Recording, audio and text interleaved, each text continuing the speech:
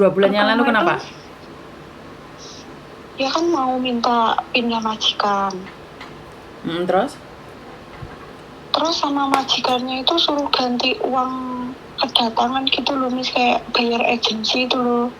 Terus Dia akhirnya kan mungkin nurut ya. Dia mikirnya ya udahlah gitu. Terus dia itu juga dapat kekerasan, tapi dia nggak berani speak up karena takut.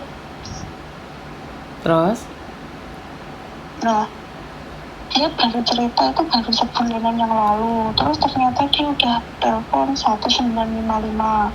Terus Diknakernya udah datang ke situ, tapi kok nggak ada kejelasan gitu. Terus sempat curhat sama saya, terus saya saranin coba telepon KDI karena 1955 nggak ada respon gimana lagi. Akhirnya telepon KDI. Telepon KDI juga katanya Depnaker kemarin bikin perjanjian gaji 2 bulan itu ditahan untuk biaya ganti. Kok bisa-bisanya KDI nggak bisa itu nih, nggak bisa nolong gitu loh. berapa lama di Taiwan, Dok? Sekarang mungkin 5-6 bulan nih, jalan 6 bulan. Terus jalan 6 bulan maunya apa dia? Karena kekerasan. Karena kekerasan dia kepingin pindah majikan, Miss. Pindah majikan aja, kalaupun didenda dia pertama ya nggak mau, orang kita di sini kan cari uang. Tapi kalau misalnya ya udah, kalau benar-benar harus ngeluarin uang buat didenda ya nggak apa-apa, yang penting cepat dikeluarin dari majikan gitu. Oke, kenapa kamu nggak gabungin sama dia langsung aja, Dok? Dia nggak bisa main HP bebas nih, jadi kayak dia chat tuh bisa, tapi kalau untuk telepon itu nggak bisa tiap itu, nggak bisa bebas gitu loh, soalnya majikannya full di rumah. Iya. Kemarin juga sempat ya kan saya carikan agensi, untuk agensinya dia sudah bilang kalau kamu mau pindah agensi silahkan. Terus? Saya sudah carikan beberapa agensi, tapi setiap agensi baru mau interview anaknya nggak bisa, soalnya ya itu nggak bisa teleponan. Oke.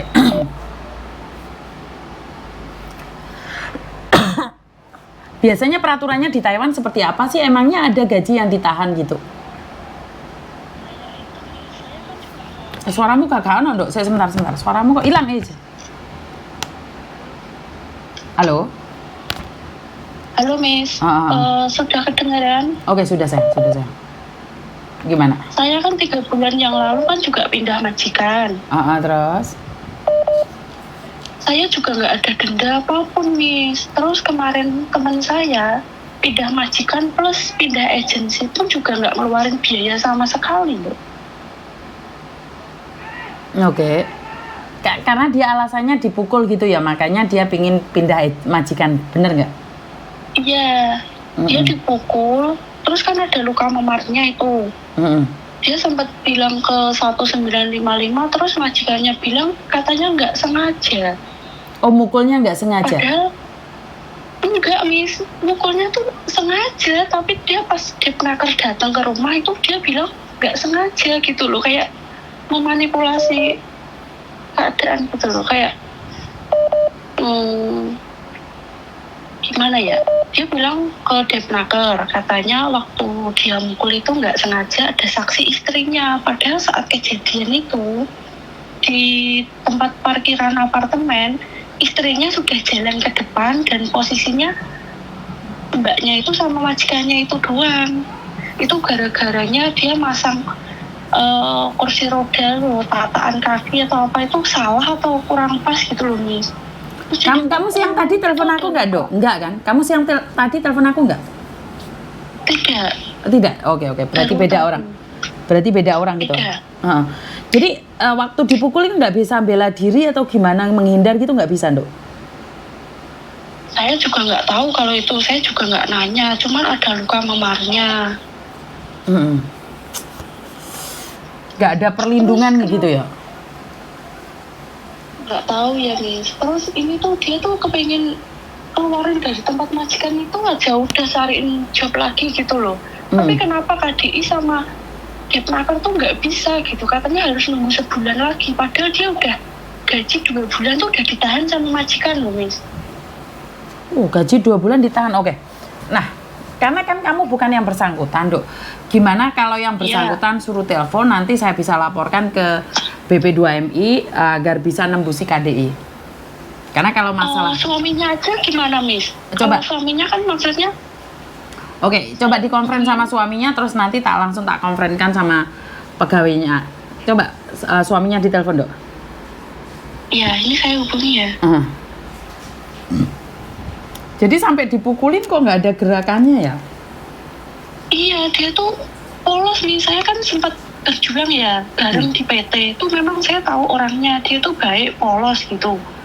Terus dia nggak tahu kalau saya tuh kemarin sempat ganti majikan. Jadi dia mau cerita juga takut. Dan dia tahu kalau saya ganti majikan. Terus dia tanya, gimana kamu caranya? Saya dapat perlakuan seperti ini, gini. Sambil kamu telepon suaminya, Dok? Iya, ini saya hubungi dia dulu. Soalnya saya nggak punya nomor suaminya. Oh, oke.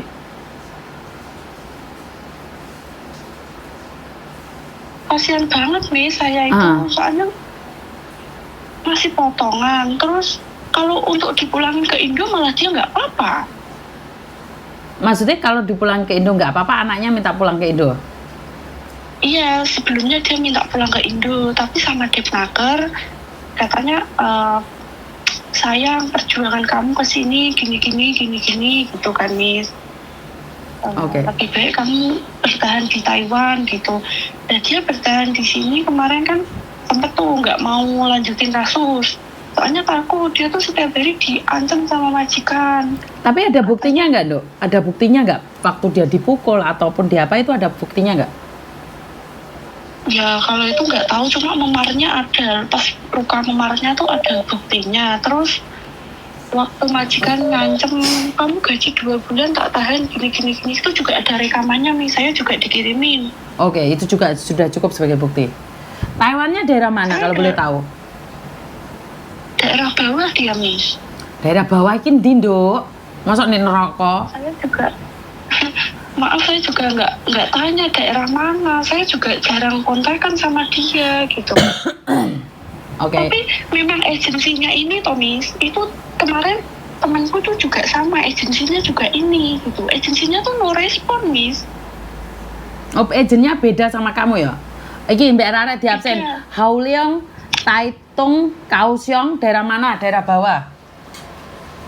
Ya sekitaran situ mungkin ya, Miss. Saya juga nggak tahu ini.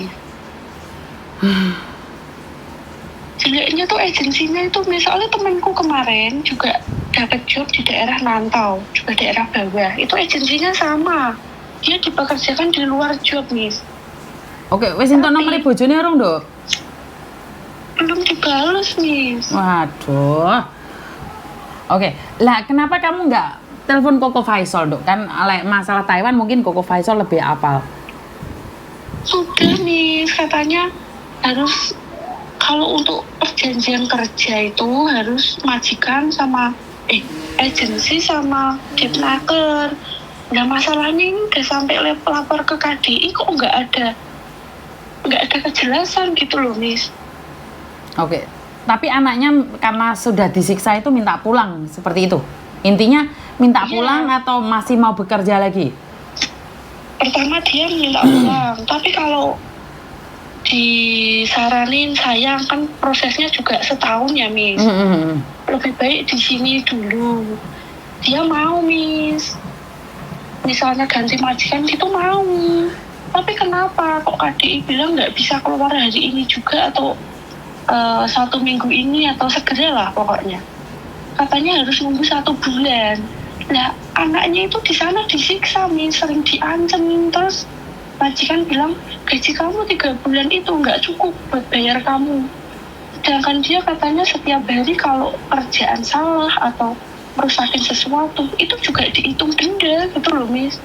Dan masa tiap hari kerja bukannya gajian tapi katanya bayar denda lah, bayar apalah, ganti rugi inilah gitu kan ya sama aja toh Miss gitu loh. Tapi iki piye lek golek iki? Tak ewangi goleki ngongkon pasukan netizen 62 alamatnya raro. Nomornya gak kena dihubungi. Lah terus piye iki?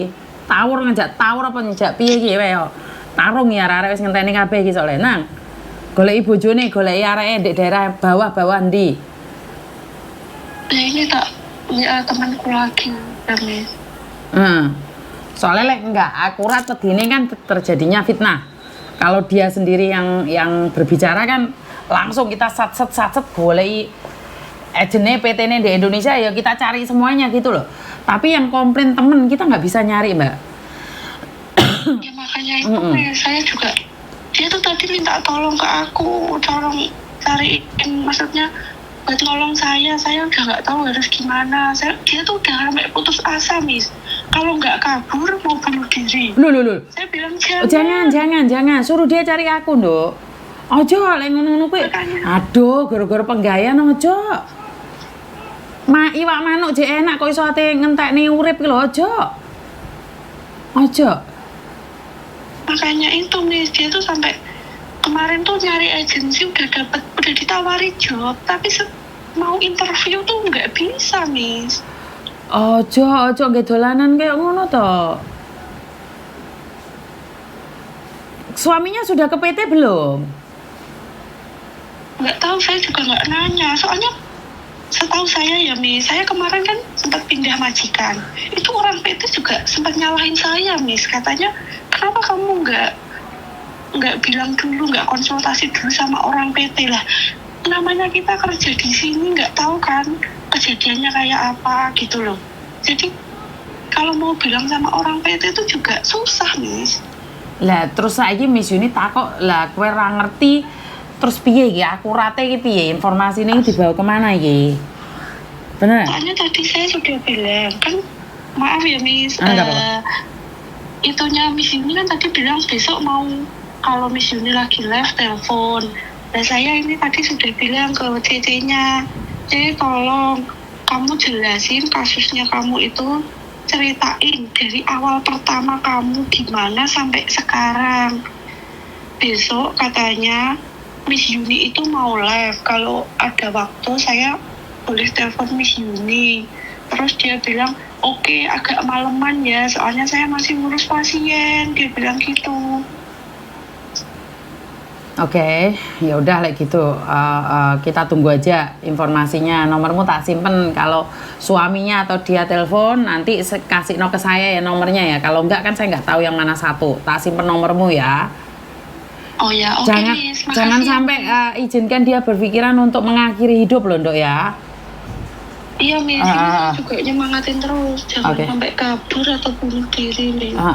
Jadi kalau sampai itu terjadi kita yang susah ya. Iya Miss. Ntar jadi rame lagi, bener nggak? Taiwan belum selesai kasus yang satunya, ntar kasus yang satunya lagi. Bener nggak? Iya Miss, kasus kayak gini tuh banyak banget Miss. Saya tuh sampai ya Allah kenapa sih, kan saya sering lihat videonya Miss Yuni ya, kenapa Taiwan nggak ada gitu loh yang kayak Taiwan kan ada Koko Faisal sama Mbok Cikra itu. Tapi responnya itu banget Miss. Sama Miss Yuni responnya juga slow Dok. Karena itu ada adminnya Miss Yuni ya, karena satu orang saja terus kita menghadapi 100 sampai 300 orang yang telepon sayang. Jadi memang rezeki-rezekian dan jodoh-jodohan Dok. Jadi tidak semuanya orang bisa saya anggap betul. Jadi Koko Faisal juga itu mendapatkan telepon yang bahkan mungkin ribuan lah Mbok Cikra. Wong aku SMS Mbok Cikra gak dibales, tak viral nih Mbok Cikra bales. Aku ya salah ya ngono kuwi. Tapi wong pengin direspon karo Mbok Cikra, pengin pansos Mbak Cikra ya Miss Yuni golek Mbok Cikra. Jadi sebenarnya sama aja sayang. Mereka itu juga banyak yang mencari. Jadi yo sing sabar. Goleki mereka itu sing sabar karena mereka kan cuma satu. Sementara yang dibantu banyak orang sayang. Oh betul. Iya nih. Sing sabar wong Mbok Cikra yo bantu kok. Koko Faisal yo cuman kan mereka banyak sekali yang nelpon, otomatis kan ada yang urgent tondo, ada yang meninggal, ada yang sakit, mungkin itu yang lebih diutamakan. Kalau cuman curhatan saja mungkin itu di nomor 2 kan ya paham lah. Ini kebetulan Miss Yuni nganggur aja bisa cari kamu, bener nggak? Iya, makasih ya Miss. Siap. Aduh, semoga bisa menolong temanku ya Miss. Siap. Semoga. Terima kasih ya sayang ya. Yuk hubungi temanmu nanti cari Miss Yuni ya. Oke, terima kasih. Harus ada sponsor nggak? Harus apa? Jadi kalau nggak akurat, bingung Miss Yuni bagaimana bisa menghadapinya. Jadi kalau nggak benar-benar bisa itu kan nggak bisa ya Mbak ya. Karena kalau kita nggak akurat, nggak berani dong kita. Ini kok ada yang seperti ini nih. Jadi kalau nggak akurat, Miss Yuni tidak berani memberikan informasi, takutnya salah, bener nggak sih? Kalau salah, waduh, jadi masalah besar, bener nggak? Karena itu Miss Yuni tidak ingin memberikan informasi, apalagi di negara lain. Negara lain kan payah kitanya. Kalau informasinya nggak jelas, harus bagaimana? Dan job cowok. Aduh, ini job cowok ini kok masih merajalela ya? Ada apa ya? Hah? Wah, rek gendeng iki. Kok ngapa rambutmu ngono tak keplak kon kok ya? Senengane jaraki mboke iki. Apa kamu?